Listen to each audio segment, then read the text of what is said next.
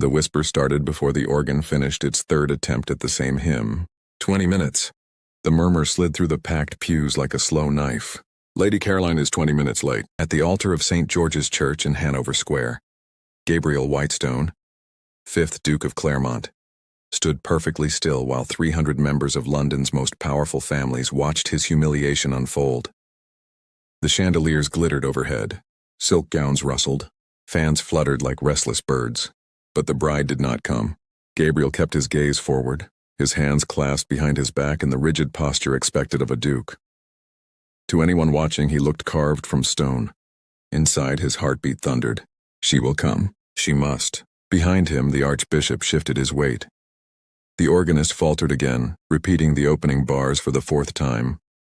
Laughter flickered in the back rows before quickly dying under disapproving glances. Gabriel felt the weight of every eye. The polite curiosity, the pity, the quiet delight of those who would feast on scandal before supper. A hand touched his shoulder. Whitestone, Lord Hastings murmured beside him, voice low. A messenger has arrived. Gabriel turned. Hastings' expression told him everything. Cold dread slid down his spine. Moments later, the sacristy door closed behind them, muffling the swelling whispers from the church. A servant stood waiting with a sealed letter. Gabriel broke the wax with steady fingers. He read the message once. Then again, and again. The words never changed. My dear Gabriel, forgive me. I cannot marry you. I love another. For a moment the room seemed to tilt. The paper slipped from his hands. Hastings caught his arm before he fell. Good God, Hastings whispered. Gabriel said nothing, because in the space of 4 sentences his life had collapsed. Beyond the door, 300 members of the British aristocracy were already writing the scandal of the year. By nightfall, every drawing room in London would repeat the same sentence with gleeful disbelief. The Duke of Claremont was abandoned at the altar.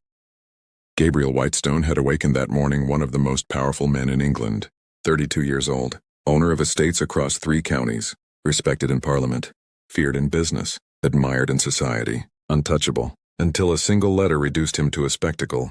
He did not return to the altar.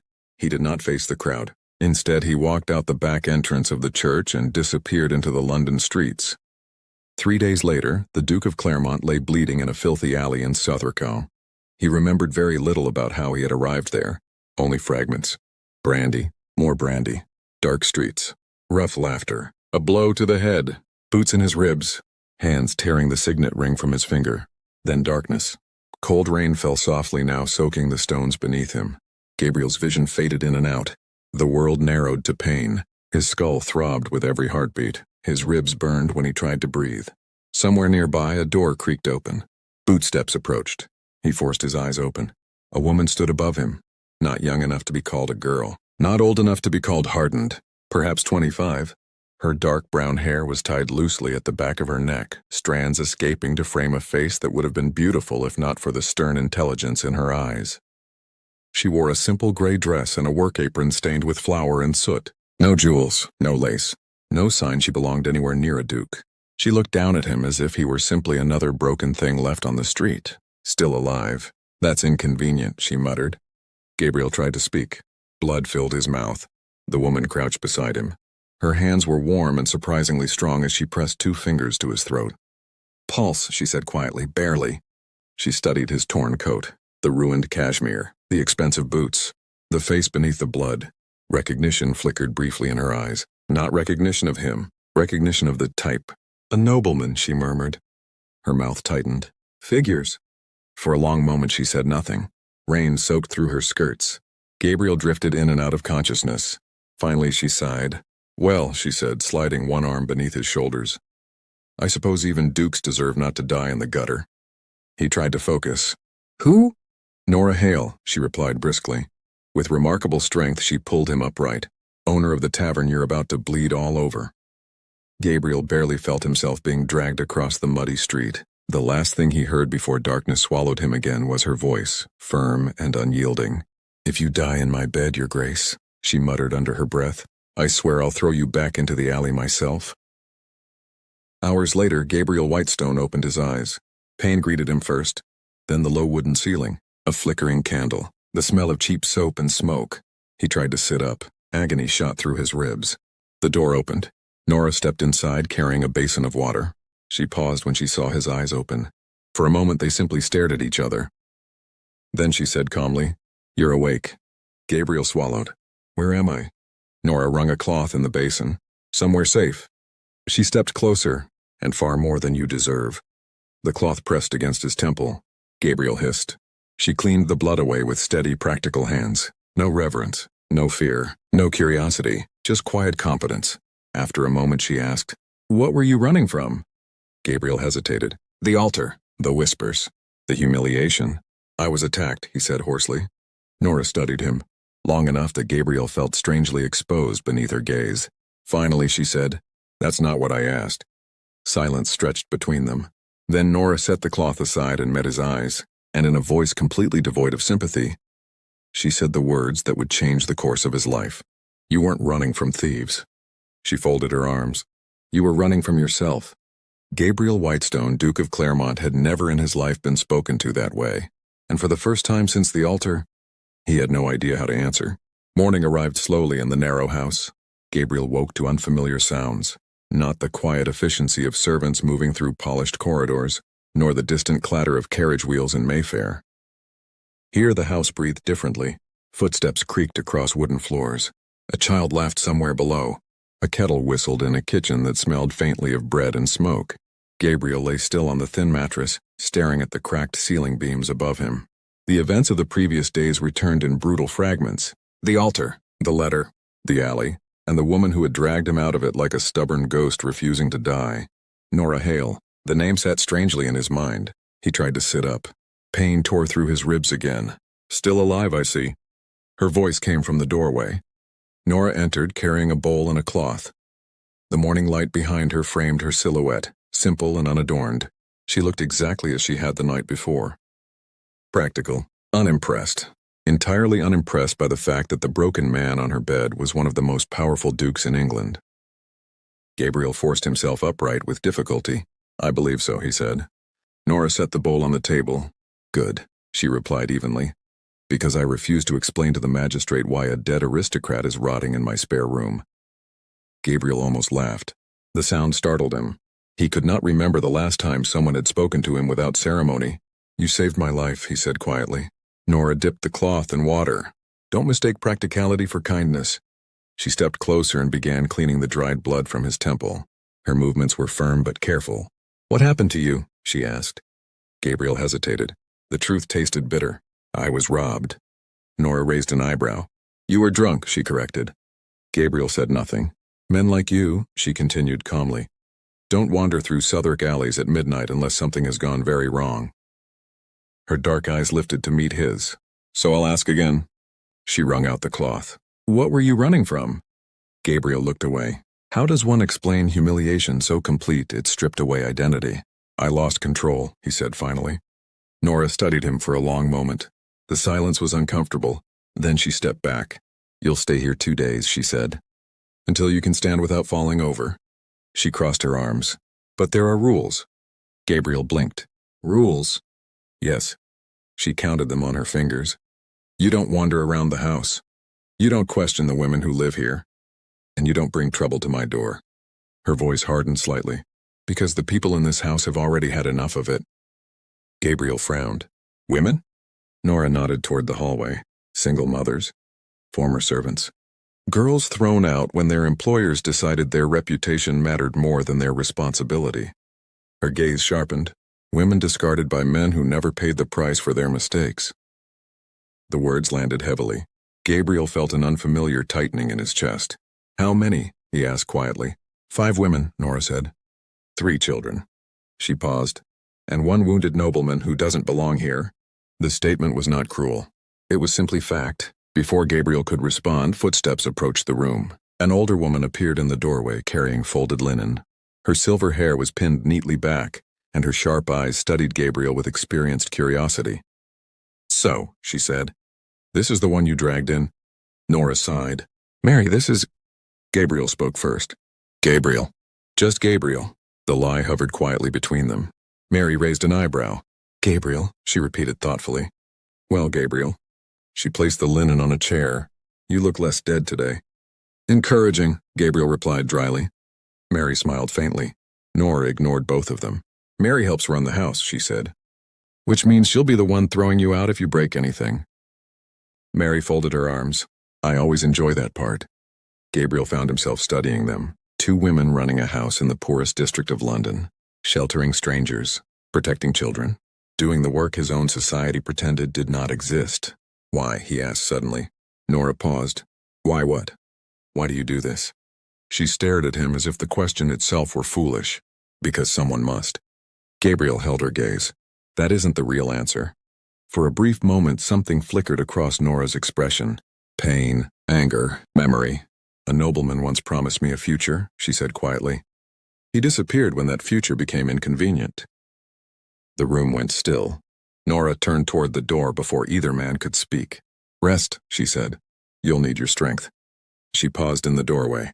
And Gabriel? Yes. Her eyes met his. You may be a gentleman in your world. Her voice cooled. But in this house, you are nothing special. Then she walked away, leaving Gabriel Whitestone staring at the doorway and realizing something deeply unsettling. For the first time in his life, someone had looked directly at him and refused to bow. Gabriel spent the next day confined to the small upstairs room. Not because Nora forced him, because his body refused anything else. Every attempt to stand ended the same way, his ribs burning, his head spinning, the humiliating realization that even walking across the floor required effort. So he lay still and listened. It was impossible not to. The thin walls carried every sound of the house. Women speaking softly in the kitchen, the scrape of chairs, the cry of a baby, a small boy laughing somewhere in the hallway. Gabriel had lived his entire life surrounded by people. Servants, advisors, guests. But the sounds here were different, real, unpolished, untamed by etiquette. Late in the afternoon, the door creaked open. This time it was not Nora. Mary entered carrying a tray with soup and bread. You should eat, she said, setting it down beside the bed. Gabriel sat up slowly. The soup smelled simple, chicken broth, carrots, potatoes, but his stomach tightened with hunger. He had not eaten properly since before the wedding day. Before the letter, before everything collapsed. Mary took the only chair in the room and watched him eat. You're a nobleman, she said calmly. Gabriel froze with the spoon halfway to his mouth. He looked at her. I never said that. Mary smiled faintly. You didn't need to. She nodded toward his hands. Too clean. Then toward his speech. Too careful. And finally toward his posture. Too proud. Gabriel lowered the spoon slowly. Does Nora know? Mary shrugged. She suspects. That was worse. Gabriel returned to his soup, suddenly aware of how fragile his disguise truly was. Mary stood after a moment. When you finish, leave the tray here. She moved toward the door. But before leaving, she added quietly, You're the first noble Nora has ever brought into this house. Gabriel frowned. Why? Mary paused. Because she hates your kind. Then she left. The door remained slightly open, and for the first time Gabriel could see into the hallway. A narrow corridor, peeling wallpaper, bare wooden floorboards, nothing like the polished estates he owned. Footsteps thundered up the stairs. A small boy appeared, messy brown hair, patched trousers, bare feet. He nearly collided with Gabriel standing in the doorway. They stared at each other. The boy tilted his head. You're the injured man, he said. I believe so. I'm Thomas. Gabriel crouched slowly, wincing. Gabriel. Thomas looked him over with the brutal honesty only children possess. You don't look like the men here. That obvious? The boy nodded. You stand funny. Gabriel almost smiled. Before he could reply, Anne appeared behind the boy. Thomas, she said quickly. Her eyes flicked nervously to Gabriel. Come downstairs. The boy hesitated. Then he leaned closer to Gabriel and whispered conspiratorially, My mother says nobles are dangerous. The word struck harder than expected. Gabriel swallowed. Your mother might be right. Thomas considered this. Then he shrugged. You fixed the back door earlier, he said. That was helpful. The boy extended a small hand. So I think you can stay. Gabriel shook it solemnly. Thank you. Thomas nodded with great importance and ran downstairs. Gabriel remained kneeling there long after the boy vanished. The words echoed inside him. Nobles are dangerous. How many times had he heard similar accusations dismissed in Parliament?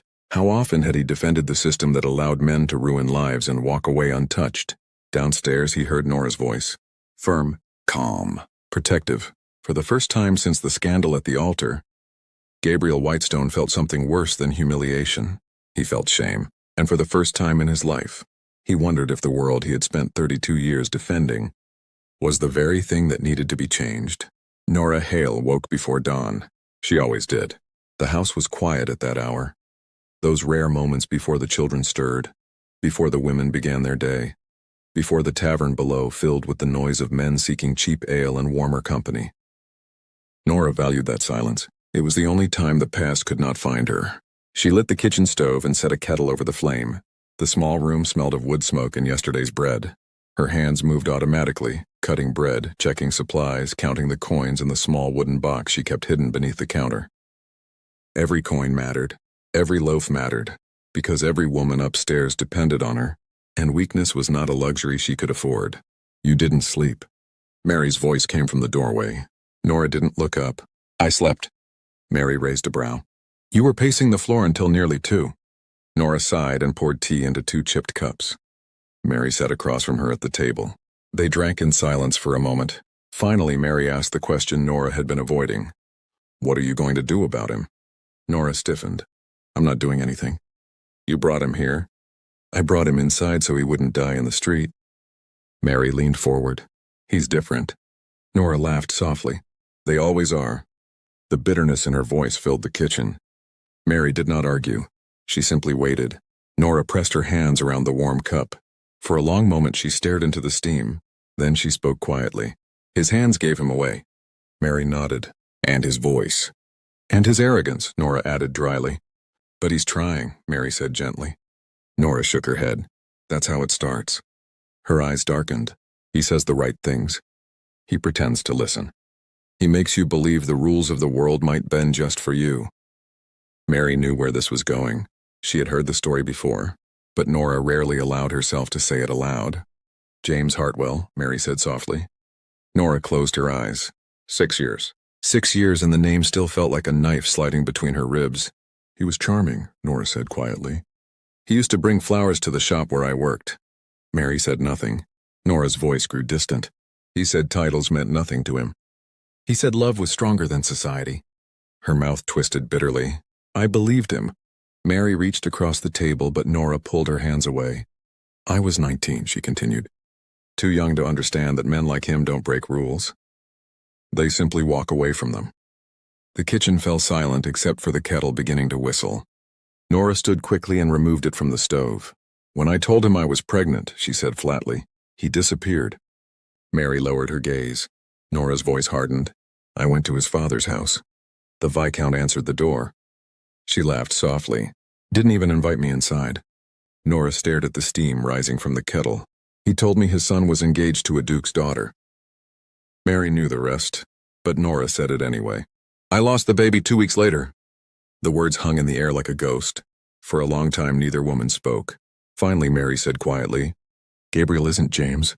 Nora's jaw tightened. They're all James. Mary sighed. Maybe, she said. But maybe this one is different. Nora pushed back her chair. I don't care if he's a king or a chimney sweep. He stays until he can walk. Then he leaves. She grabbed a loaf of bread and headed for the stairs. But as she climbed toward Gabriel's room, Nora felt something dangerous stirring beneath her armor. Because for the first time since James Hartwell, a man had looked at her not with charm, not with pity, but with something far more unsettling. Respect? And Nora Hale did not know what to do with it. Gabriel did not sleep that night. He lay on the narrow bed staring at the dim ceiling, Nora's words circling endlessly in his mind. You ruin lives and walk away untouched.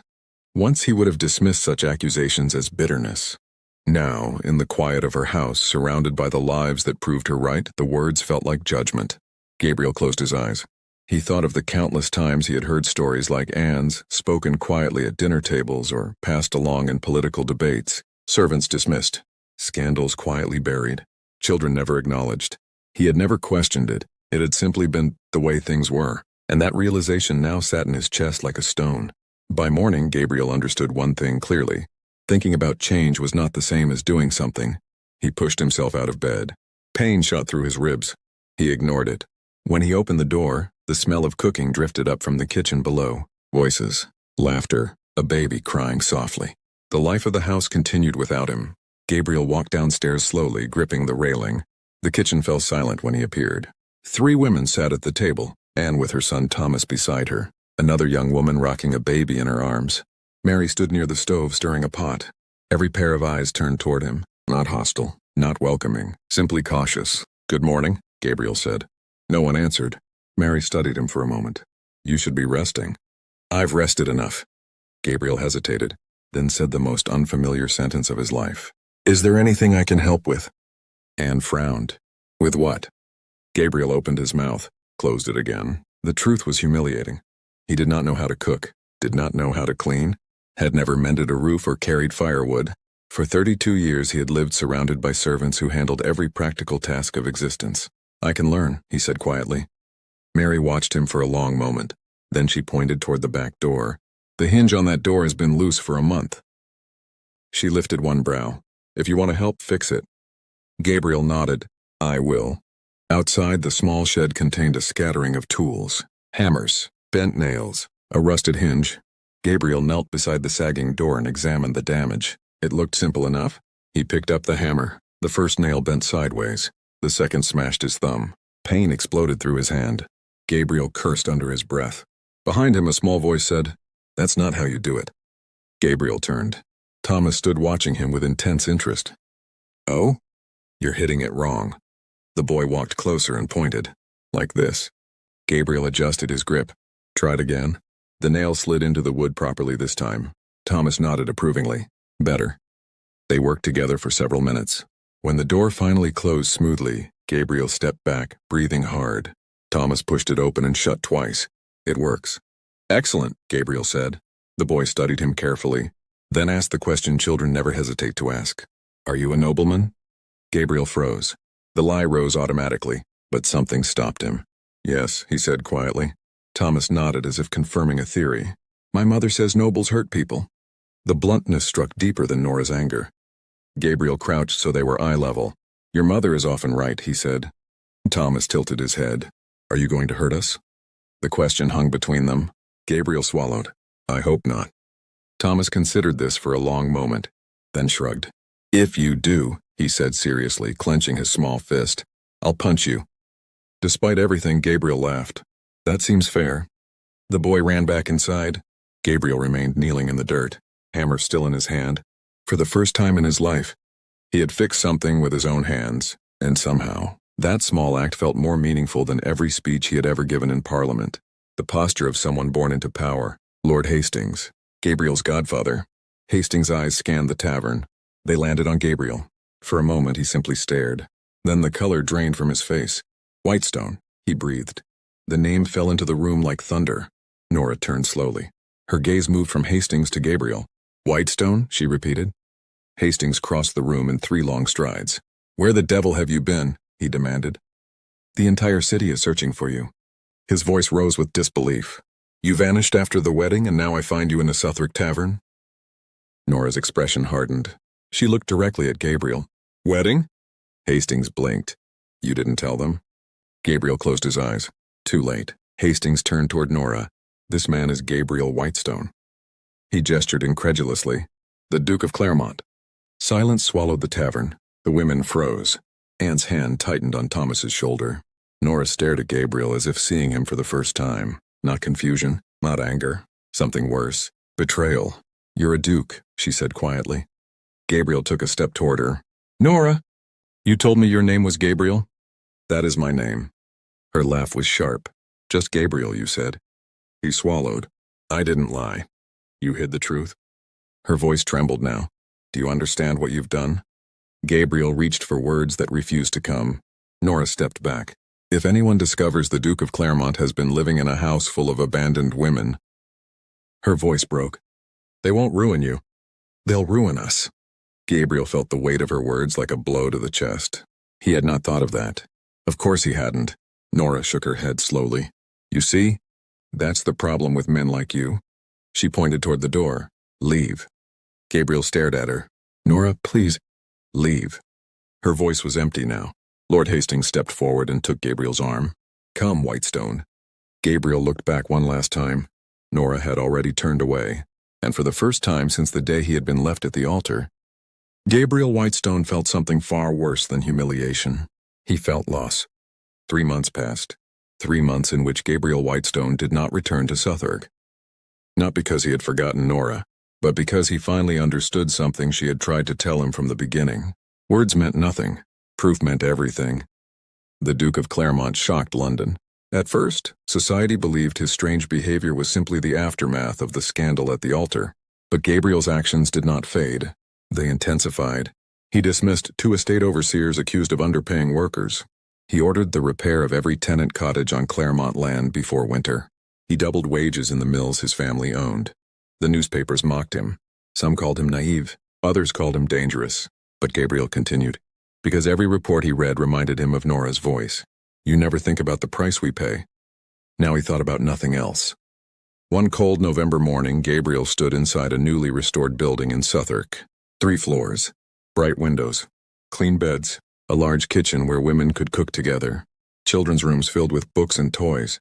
Above the entrance hung a simple wooden sign, or Claremont Haven, a refuge for women with nowhere else to go. Mary stood beside him holding the keys. She looked suspicious. Why me? She asked. Because Nora trusts you, Gabriel replied. And I trust anything that comes from her. Mary narrowed her eyes. You love that girl, don't you? Gabriel didn't hesitate. Yes. Mary studied him a long moment. Then she pressed the keys into her pocket. If you ever hurt her, she said calmly, I'll break your nose. Gabriel smiled faintly. That seems fair. Nora heard about the Haven 2 weeks later. At first she refused to believe it, but the stories kept coming. A duke reforming factories, a duke funding shelters, a duke walking through the poorest districts of London without guards. Finally Mary dragged her to see the place. Nora stood in the doorway of the building Gabriel had built. She said nothing. Children were laughing upstairs. Women were sewing near the windows. Warmth filled the rooms. Hope lived here. And for the first time in her life, Nora saw what it looked like when power was used to protect instead of destroy. A voice behind her said quietly, I hoped you would come. Nora turned. Gabriel stood there. He looked different, thinner, tired, but steadier. She crossed her arms instinctively. You built this? Yes. Why? Gabriel met her gaze.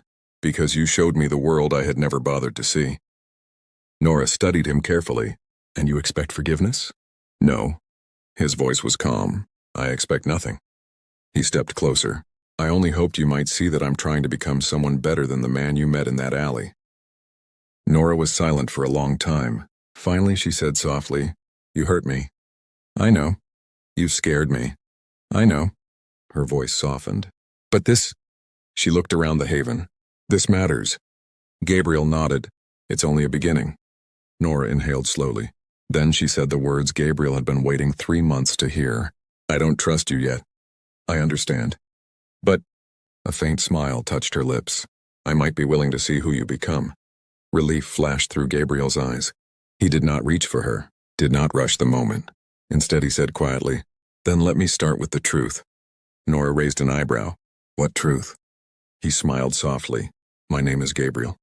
She looked at him for a long moment. Then she extended her hand. Just Gabriel, she said. He took it gently, and in that quiet room, far from ballrooms and titles, the Duke of Claremont began the most important work of his life, winning the heart of the only woman who had ever refused to bow to him.